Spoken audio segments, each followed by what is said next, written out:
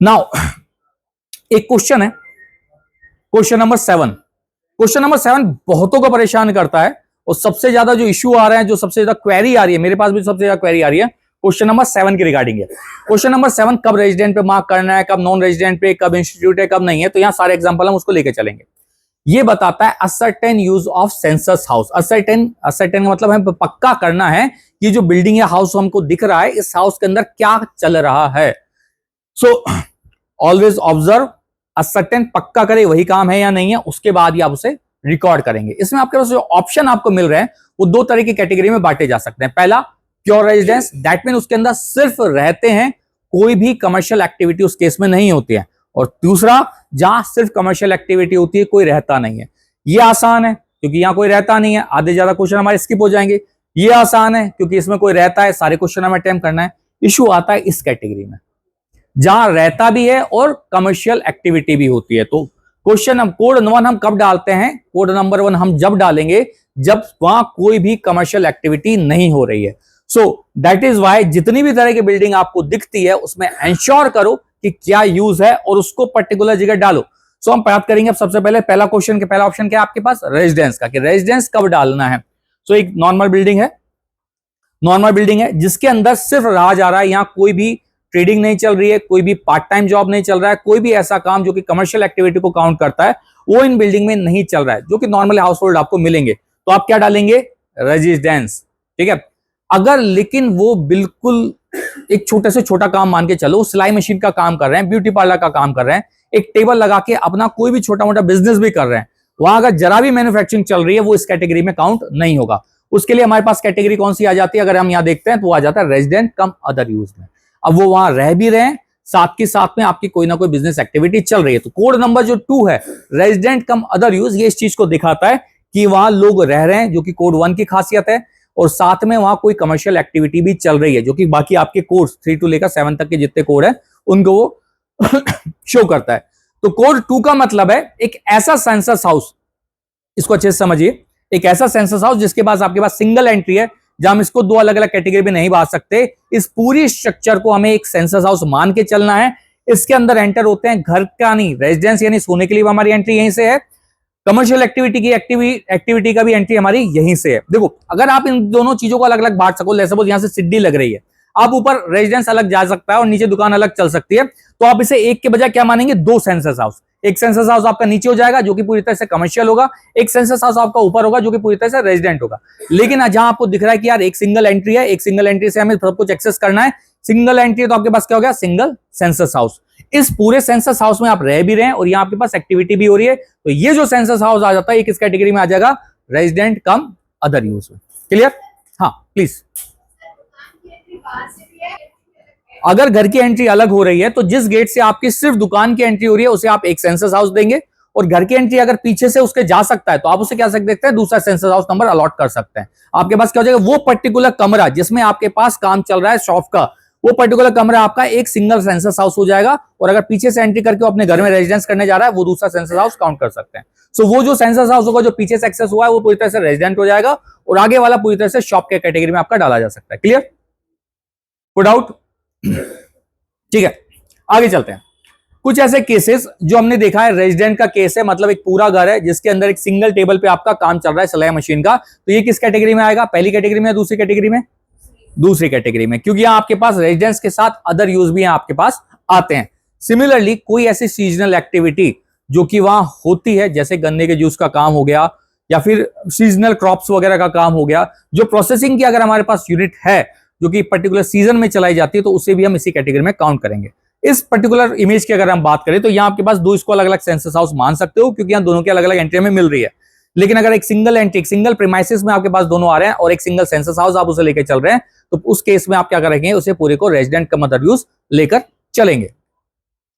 Now code number 3 and 7, not 3 to 7, it is 3 and 7। 3 and 7 के case में आपको क्या मिलता है? शॉप मिलते हैं 3 में, और 7 नंबर में आपको मिलता है फैक्ट्री एंड वर्कशॉप। यहां कोई नहीं रहता है। पहली और दूसरी कैटेगरी इकलौती वो कैटेगरी है जहां सेल्फ इन्यूमरेशन किया जा सकता है।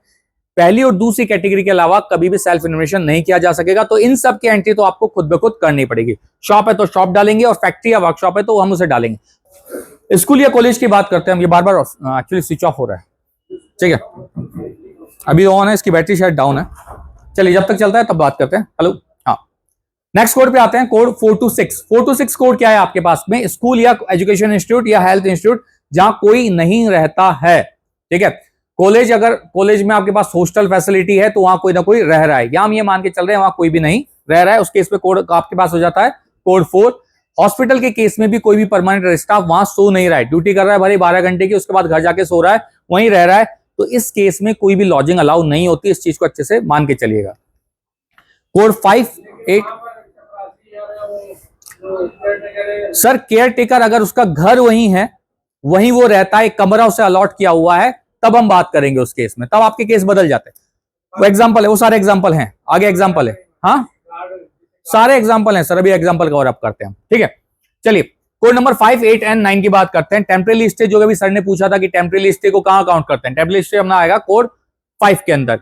मंदिर मस्जिद है वो सभी आपके पास आता है कोड 8 के अंदर। अदर कोई भी है जैसे कि सिनेमा हॉल हुआ, जिम हुआ आपका, या फिर पंप हाउस हुआ, ये सभी आपके कहां जाते हैं? कोड 9 के अंदर। नाउ एक कोड और है, कोड 9 के बाद लास्ट कोड आता है वैकेंट का कोड। वैकेंट आप तभी मार्क करेंगे जब उसमें कोई रह नहीं रहा है। जब वैकेंट पे क्लिक करते हैं नीचे एक टेक्स्ट बॉक्स का ऑप्शन ओपन हो जाता है जिसमें हमें लिखना होता है ये वैकेंट किस वजह से है। तो आप यहां लिख सकते हैं कि भाई वैकेंट है, इसकी हालत खराब है, या वैकेंट टू लेट है, इसको हम बाद में क्या कर सकते हैं, किराए पे देना चाहते हैं। तो जो भी वैकेंट पे क्लिक करेगा उसके नीचे वो भर के देगा कि वैकेंट क्यों है। सेकेंड चीज, लॉक्ड है। लॉक का मतलब क्या हुआ, हमें पता चलता है यहाँ कोई रहता है, फिलहाल क्या लग रहा है, इस पे सिर्फ ताला लग रहा है, तो उसे लॉक मार्क के इन्यूमरेटर आगे जा सकता है। अगेन वापस आके उसे देखेगा अनलॉक हुआ है नहीं, अनलॉक हुआ है तो उसे अनलॉक मार्क करके अपना काम कर सकता है। इन सभी क्वेश्चन के नीचे आपके पास दो चेक बॉक्स मिलते हैं। पहला चेक बॉक्स मिलता है इस इंस्टीट्यूट का, दूसरा चेक बॉक्स मिलता है आपका लॉक्ड का। अगर लॉक पे आप क्लिक कर देते हैं आपके सभी क्वेश्चन क्या कर देगा, स्किप। जब अंदर कोई है ही नहीं तो आप पूछोगे किससे, ठीक है। अब इस कंसेप्ट को समझते हैं, कब हमें एक रखना है, कब हमें दो रखना है। सो इस बात इसको एग्जांपल लो, यहां आपके पास एक शॉप है, यहां आपके पास एक रेजिडेंस है, ये आपका एक ही पर्सन का है। शॉप की एंट्री आपके पास यहां से है, रेजिडेंस की एंट्री कहां से, आपके पास साइड से। इस केस में आप क्या कंसीडर करेंगे, दो सेपरेट हाउस। ग्राउंड वाले के केस में कोड क्या हो जाएगा आपका, ग्राउंड वाले के केस में आप लिख लिया कोड 3, शॉप कर दिया, और ऊपर वाले के केस में आपका कोड क्या हो जाएगा, कोड 1, प्योर रेजिडेंस ओनली। इधर आते हैं, यहां आपके पास सिंगल एंट्री है, ठीक है। सिंगल एंट्री से, ये तो चलो हमने सीढ़ियां बना दी इसमें एग्जांपल फोटो में, सिंगल एंट्री से आपके नीचे का काम भी चल रहा है और वही सिंगल एंट्री में आपके रहने का एक्सेस भी हो रहा है। आपके पास सिंगल एंट्री में अगर दोनों काम हो रहे हैं और सिंगल पर्सन उसे ऑन कर रहा है तो आप क्या डालेंगे, शेयर्ड एंट्रेंस के केस में रेजिडेंट कम अदर यूज। सर अगर इसके अंदर इसमें मान लो बिल्डिंग नंबर 1 ही डाल दिया तो हम इसको एक ही काम करेंगे? हाँ, ऐसा कुछ नहीं सर, आप समझो बिल्डिंग नंबर, एक बिल्डिंग नंबर में क्या सेंसस हाउस एक से ज्यादा हो सकते हैं? तो वही तो बात हो रही है हमारी, एक बिल्डिंग में हमने सेंसस हाउस दो रखे ना। बिल्डिंग अलग चीज है, सेंसस हाउस अलग चीज है, हाउस होल्ड बिल्कुल ही अलग चीज है, ठीक है। एक बिल्डिंग में कितने भी सेंसस हाउस हो सकते हैं, एक सेंसस हाउस में कितने भी हाउस होल्ड हो सकते हैं। ये वाला नहीं सर, बिल्डिंग तो एक हुई ना आपकी। हाँ, तो ये एक सेंसस हाउस, ये एक सेंसस हाउस, एक सेंसस हाउस डाल, एक सेंसस हाउस इसको देना है, एक सेंसस हाउस इसको देना है, दोनों अलग अलग सेंसस हाउस। सर मैम, अगर एक ही कमरा है आपके पास जिसमें वो रह भी रहे हैं और उसी कमरे में उनका बिजनेस भी चल रहा है तो रेजिडेंट कम अदर यूज, तब तो आपके पास ऑप्शन ही नहीं बचता है कि सेंसस हाउस से आप अलग कर सके। नेक्स्ट क्वेश्चन पे आते हैं। कुछ चीजें हैं, कुछ केसेस हैं जो आपको थोड़ा और क्लैरिटी देते हैं। फॉर एग्जांपल ये मान के चलो आपका एक होटल है, होटल के अंदर यहां नीचे रह रही है मैनेजर अपनी फैमिली के साथ, ठीक है। बाकी पूरे सारे रूम्स में उसके अलग अलग अलग, हाँ गलती करेंगे सर, फुर्सत से करेंगे। हाँ मैम, ये अच्छी पीपीटी है, इसमें इमेजेस थोड़ी ज्यादा हैं, दैट इज व्हाई हमने कहा कि अगर मौका मिला है तो क्यों ना एक बार रिकॉर्ड करके डाल दें। इन्यूमरेटर को शेयर कर दीजिएगा। चलिए बैक टू टॉपिक आते हैं, हम कहां चल रहे थे, हाँ नेक्स्ट इसका एग्जांपल पे चलते हैं भवन। आगे हम देखते हैं, तो ये एग्जांपल है हमारे होटल का। होटल के केस में आपके पास नीचे यहां मैनेजर अपना रह रहा है फैमिली के साथ। इस एग्जांपल में आप देखते हैं तो यहाँ किचन भी दिख रहा है, दैट मीन वो अपना अलग बना के खा रहा है, और प्लस साथ में ये पूरा का पूरा होटल है जहां की बाकी सभी एक्टिविटी चल रही है। तो अगर आप देखते हैं तो ये क्या है, एक नॉर्मल रेजिडेंट की एक्टिविटी है। इसे आप किस कैटेगरी में डालेंगे, कोड नंबर 1 में डालेंगे। नॉर्मल रेजिडेंट, एक सेंसस हाउस आप इसे ले सकते हैं। रिमेनिंग पूरा होटल आपका क्या हो जाएगा, अलग सेंसस हाउस हो जाएगा, और उसके अंदर आपके पास सिर्फ होटल की एक्टिविटी चलेगी। इसी के केस में हम दूसरा सिनेरियो लेते हैं कि आपके पास जो मैनेजर है वो मैनेजर एक किचन से ही खाना शेयर कर रहा है, मतलब होटल की जो किचन है उससे ही वो खा रहा है। उस केस में आप दो सेंसस हाउस नहीं बना पाएंगे, क्योंकि जब एक किचन से शेयर हो रहा है उस केस में पूरा हाउस होल्ड क्या हो गया, सिंगल हाउस होल्ड हो गया। उसमें रेजिडेंट का मदर यूज हो जाएगा, क्योंकि किचन आपके पास क्या हो गई, एक किचन हो गई। तो आप यहां दो तरह से डिफाइन कर रहे हैं, ना सिर्फ यूज से, साथ में किचन को भी आप देखकर चलेंगे। इसको थोड़ा ध्यान दीजिएगा, ठीक है। पीजी अकोमोडेशन की बात करते हैं। अगर रजिस्टर्ड पीजी है, तो आप उसे 100% इंस्टीट्यूशनल हाउस होल्ड मान के चलेंगे। तो जब आप कैटेगरी चूज करेंगे, कैटेगरी नंबर 2 रेजिडेंट कम अदर यूज, तो साथ में नीचे एक ऑप्शन आपका अनेबल हो जाता है, इज इंस्टीट्यूट। इस ऐप में कैटेगरी 1 टू लेकर 9 तक जितने भी ऑप्शन है प्लस साथ में वैकेंट, उसमें सिर्फ कैटेगरी नंबर कोड नंबर 2 है आपका, जो कि आपको अलाउ करेगा इंस्टीट्यूशनल बिल्डिंग को क्लिक करने के लिए। जब आप कोड 2 पे क्लिक करते हैं तो नीचे इंस्टीट्यूट पर आप क्लिक कर सकते हैं। वो कब, जब ये रजिस्टर्ड पीजी है। क्लियर।